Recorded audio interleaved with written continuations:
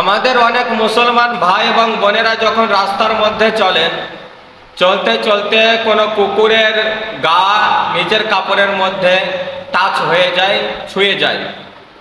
তো অনেক মুসলমান ভাই এবং বোনেরা মনে করেন কাপড় নাপাক হয়ে গিয়েছে, কাপড়টাকে ধৌত করতে হবে, পাক করতে হবে। তো শুধুমাত্র যে কুকুরের গা নিজের কাপড়ের মধ্যে টাচ করাটাই নাপাক হওয়ার জন্য যথেষ্ট? তো আমি বলতে চাই এটা আপনাদের ভুল ধারণা যে কুকুরের গা আপনার শরীরের মধ্যে টাচ করে নেবে তো আপনি নাপাক হয়ে যাবেন। মাসআলা হচ্ছে, যদি কুকুরের গায়ের মধ্যে কোনো প্রকারের নাপাকি লেগে থাকে আর সেটা যদি আপনার কাপড়ের মধ্যে টাচ হয়ে যায়, তখন যেই জায়গায় লাগবে ওই জায়গাটা আপনাকে পাক করতে হবে।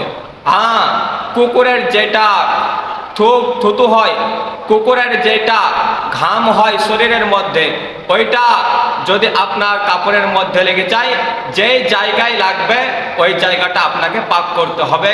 আল্লাহ তাবারক ওয়া তাআলা আমাকে আপনাকে সঠিক ধারণা রাখার তৌফিক এনায়েত করুন। আমিন।